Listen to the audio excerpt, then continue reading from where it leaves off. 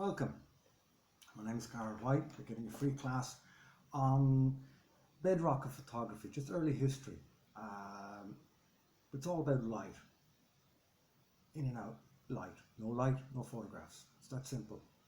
But we'll start off with history about it. Most college courses that you go up to level 5 or such would start you off with Joseph Nice. He, Frenchman, around 1827, 1828, took the first photograph that was permanent. People had experimented up till then, but they couldn't make the images permanent. They'd fade or disappear.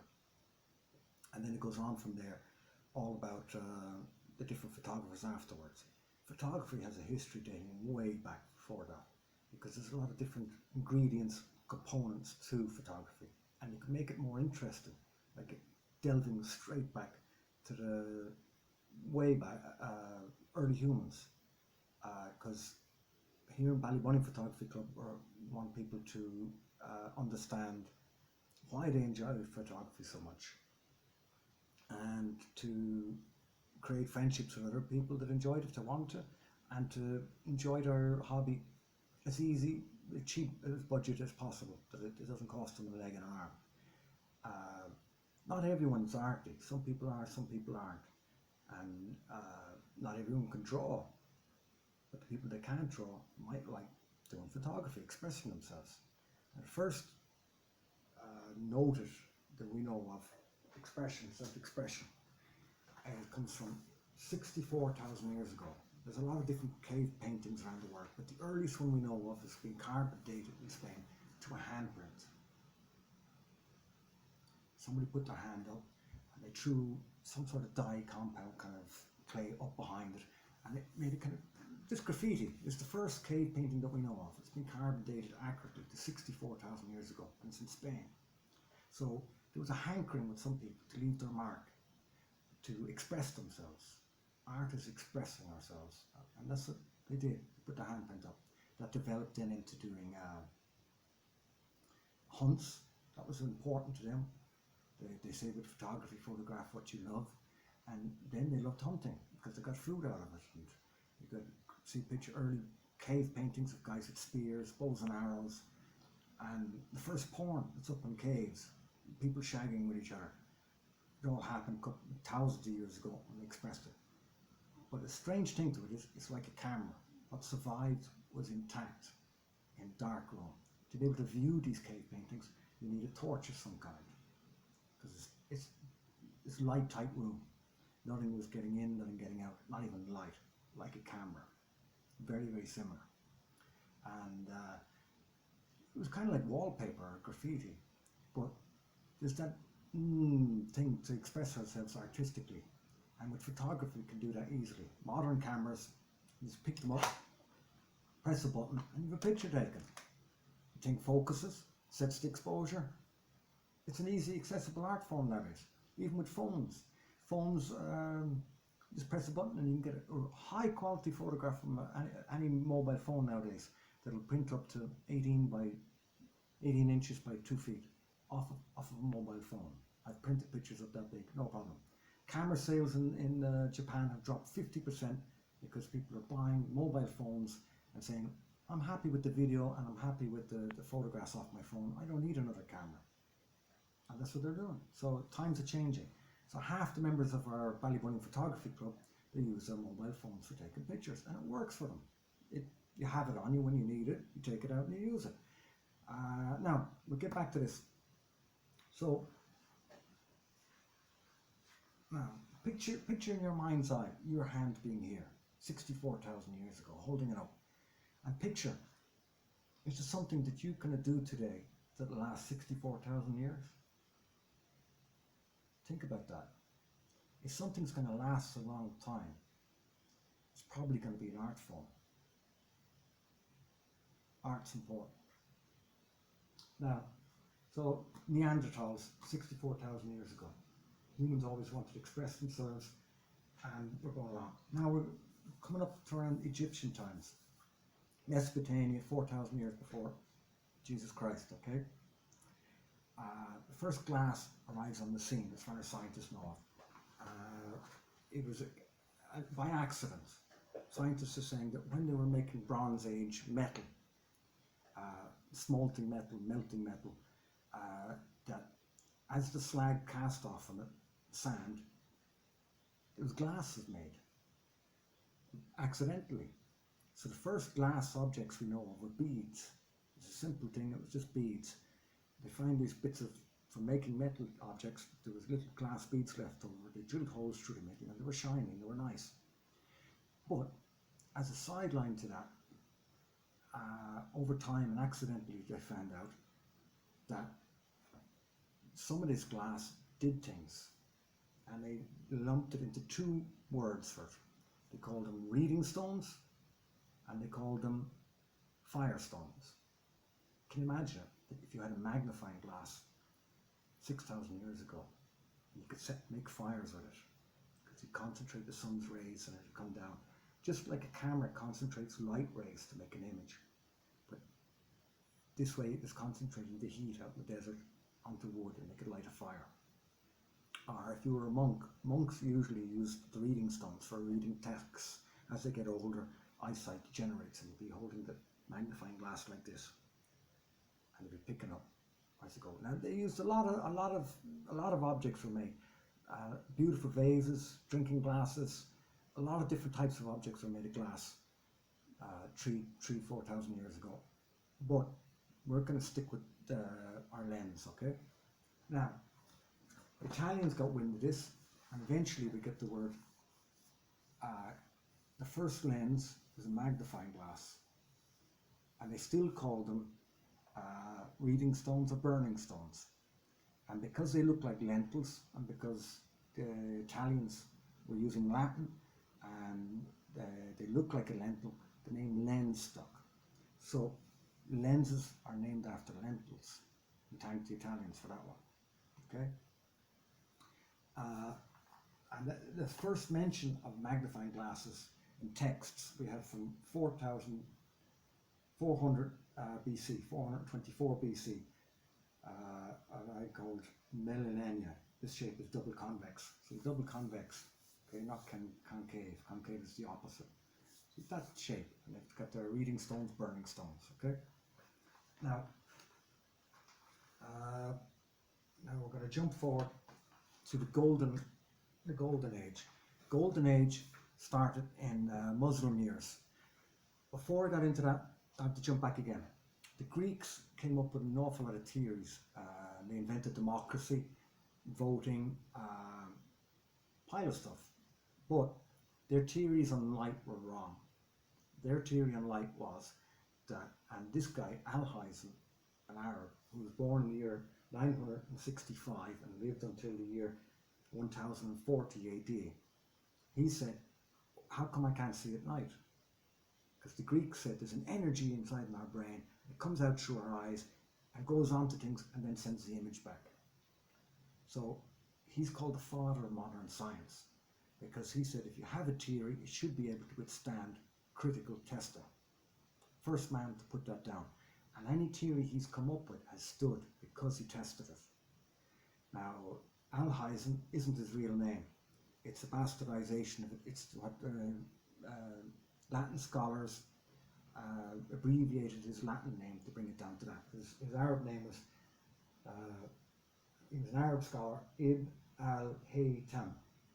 Okay, but we call him Alhazen in the West.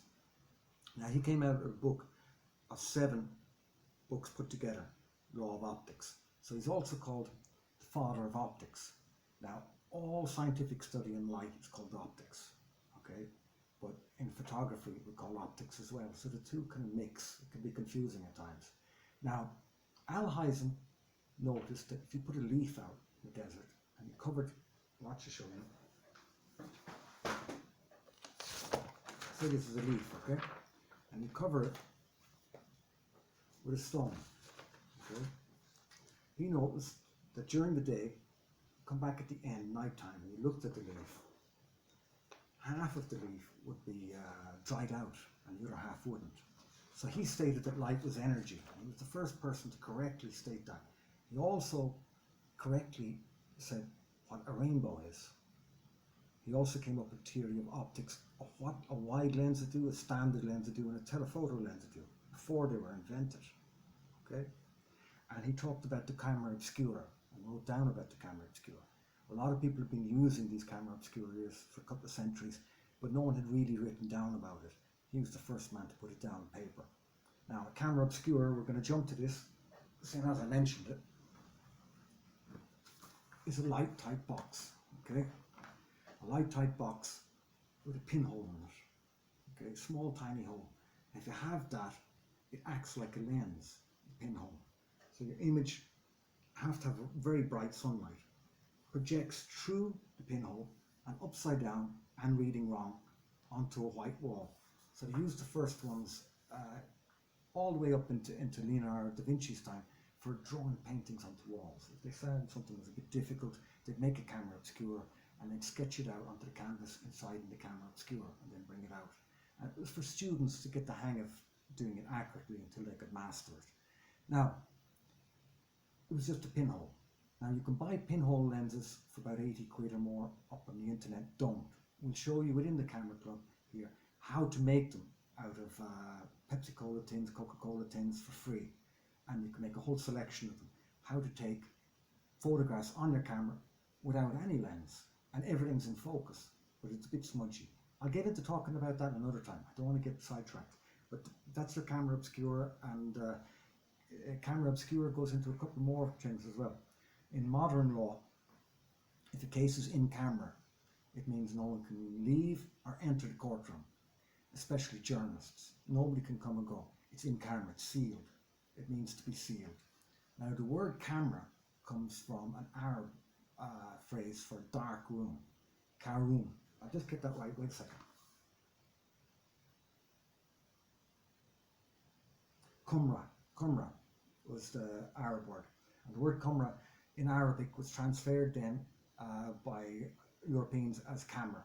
So that's how we got the word camera.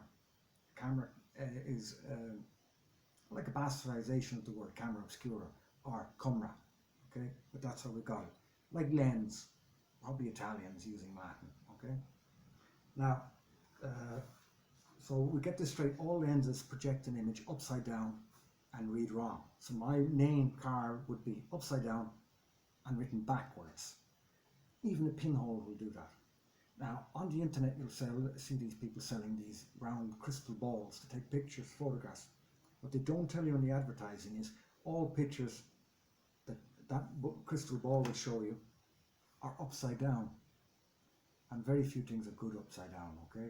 So they're kind of useless unless you plan on taking upside down photographs of all. Save your money. Now, so back to Alhazen. So Alhazen, his theories got to Europe and they were suppressed by the church. The papacy decided that Muslims, fair enough, they had a golden age. Now during this golden age, the Muslims were able to, medicine sprung forward leaps and bounds because they were able to do autopsies on dead bodies. Whereas the Christian religion, Protestant religion, you were in serious trouble if you did an autopsy on a dead body. So each time we had a plague, it was slower and longer to learn what the causation was and the effects of the plague. Whereas the Muslims were ahead of us and they were able to counteract the effects because they could see what parts of the body were getting damaged and how severely, which part of the bodies. And so the first early scripts of internal bodily organs were Muslim because they put a lot of money and prestige around medicine and the scientists. A caliph would compete with another caliph to see who were the smartest philosophers, who were the smartest scientists. So they did a lot of research into optics with Alhazen and also astronomy and medicine. And out of that, we have this first book of optics. It had 7 editions in it. That was the Law of Optics. So he's called the father of modern science because he let all his theories be tested by any means you wanted to prove they were either correct or incorrect. And he also invented optics. So he's called the father of modern optics as well. And he put down a lot of theories about light. It's amazing. Think about it. Light from the sun takes 8 minutes to come to here. 8 minutes. Okay. Okay, light travels at 186, 282 miles per second, nearly 200,000 miles per second, and in meters that is nearly 300,000 meters per second. Okay, that's phenomenal. But it takes 8 minutes for light to reach us. Okay, now, oh yeah, this is important. Light is composed of photons. Now we have to get it a little bit to Einstein here. Einstein is famous for saying, whoever tells you they understand what light is a fool. And it's true, they're not really 100%. We have a lot of theories and we prove theories, but then another theory could come along and disprove things. What we do know, and it's important to understand, is the ground roots within photography is half of the light that's coming down is invisible. It's different forms of light. Some of it's infrared. And half of it we can see with our eyes. And animals see less again. We're seeing the spectrum in colour.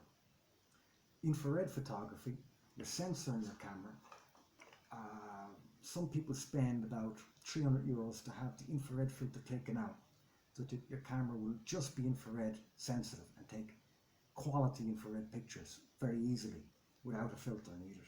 Just snap away at ordinary exposures. But what we'll be doing within the club is putting filters on and taking infrared pictures with the filters. They're longer exposures because the filters are very dense, and it only really works in the daytime. That's the best infrared light. But the skies look black. They get very dark in infrared photographs. They're black and white. They appear in colour. They kind of a warmish hue, whatever.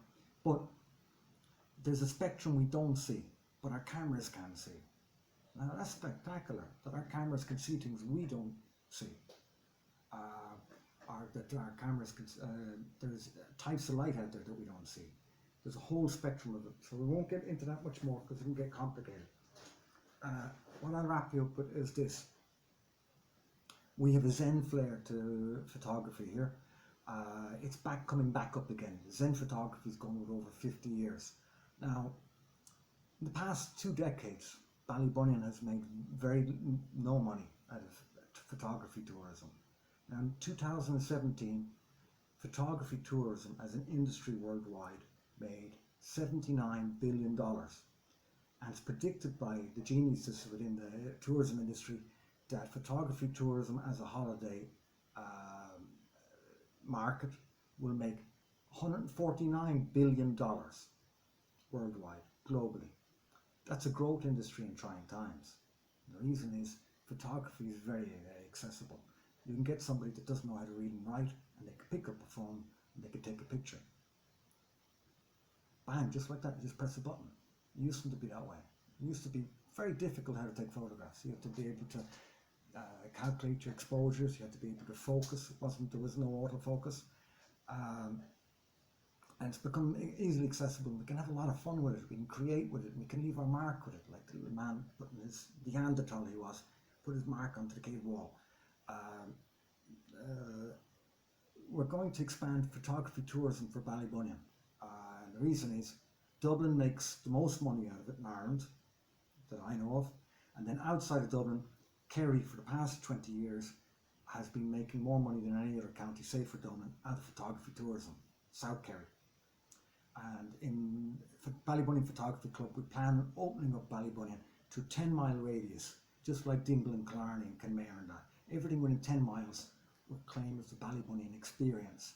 So that when people come here, they'll say, we'll try and develop Ballybunion to being a centre of photography excellence. Like Listowel is the literary capital of Ireland, we'll be the capital for photography. We have everything here.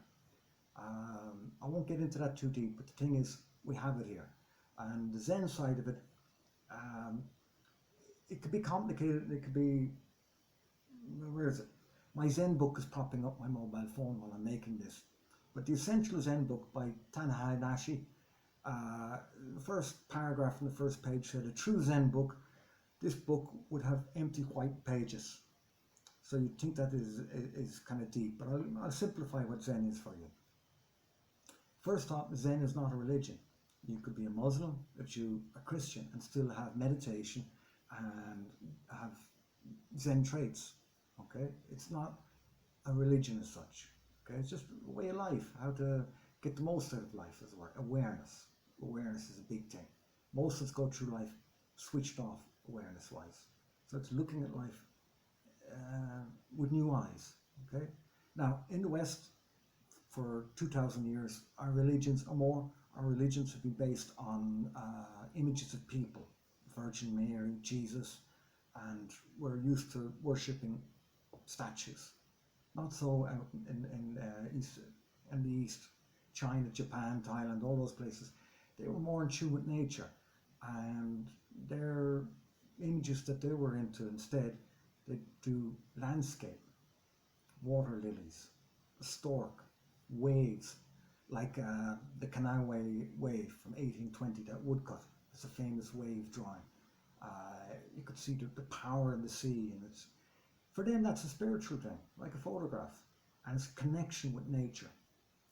And to try and simplify it as much as I can, that's what Zen is: connecting with nature through your camera.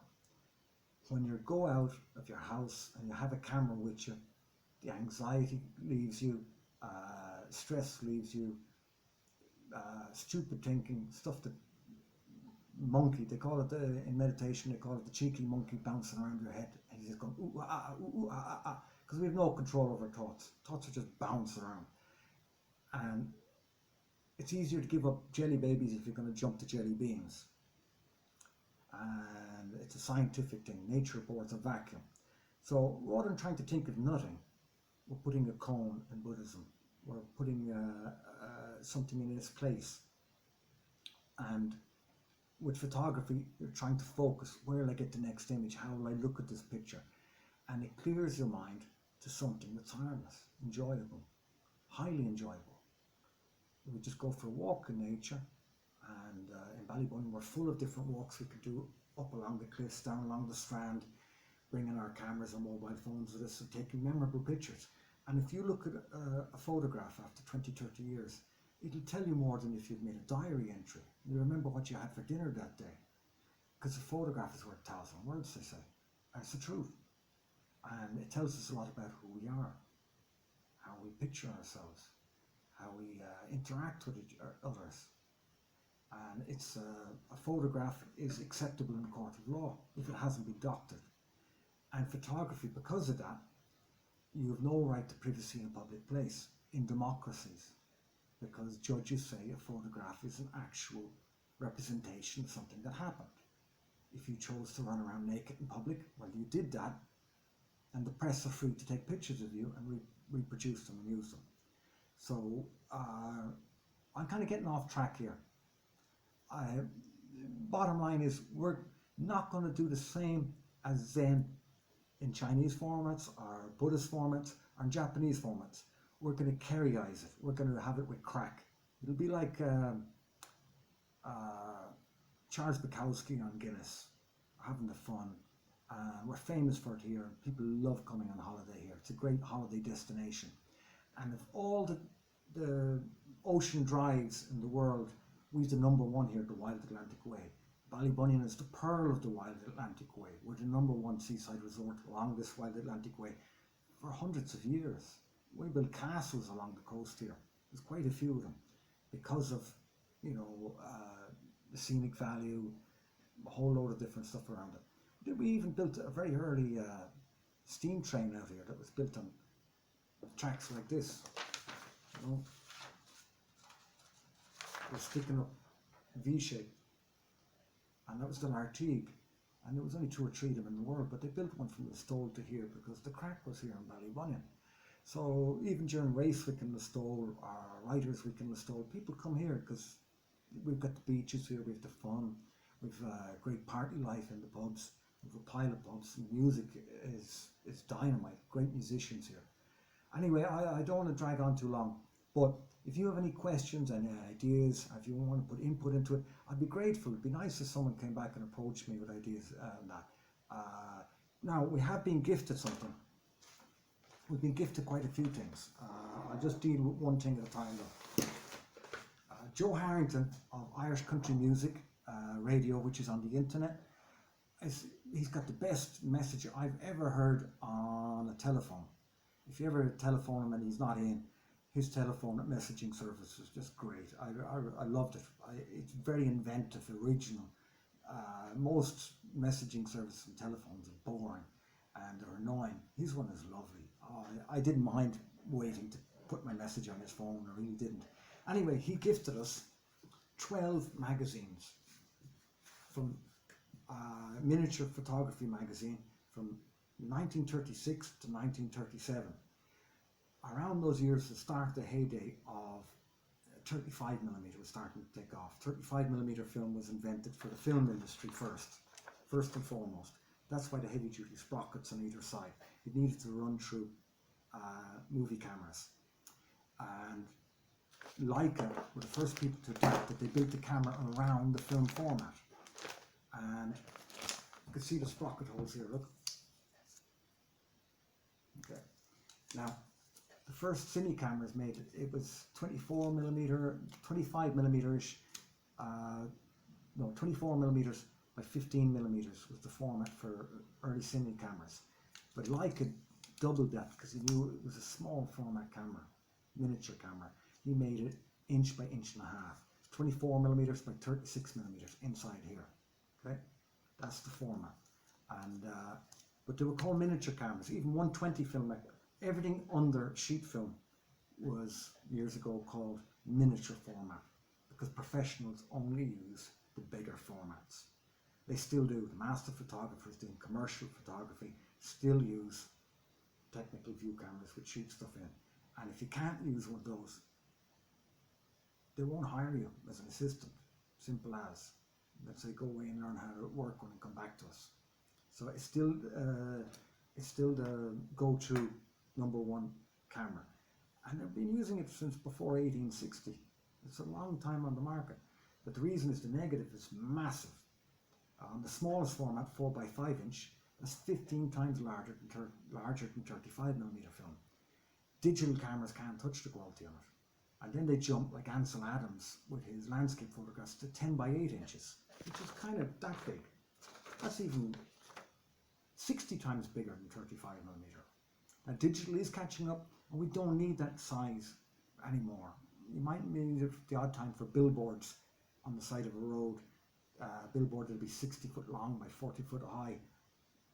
Maybe you need it then. 35mm format won't do it then. But anyway, get back to this. So you gifted us, whoops, I had it upside down. That'll do it, isn't it? National Miniature Camera World, and it's bound. I'm taking this present to the club as a good omen towards our future. And there's 12 editions in it, all about how to do night photography, how to use a Rolleiflex, how to use a Leica, how to use different lenses. But the measurements on lenses are in inches. We're gone from inches for a long time. So a 2-inch lens is just a 50mm lens. So if you're reading up on this on the club website, just convert what he says in inches lens is to metric, and then you understand what lens they were using. I'm going to leave you there because I've been going on. It's a minute and a half shy of 30 minutes. That's a long talk. But I could talk forever, and I won't do that. I don't want your ears to bleed. I want you to come back, okay? Keep coming back. Have fun with us. Have the crack. And spread the word. It's like Fight Club. First rule of Fight Club, don't talk about Fight Club. Second rule of Fight Club, don't talk about Fight Club. Third rule of Fight Club, don't tell anybody about Fight Club. So we want this club we've got 1,000 members now. It's a big anniversary for us, but we're only 2 months old. It's a short length of time, and it's something good. Let's have fun with it. Bye now.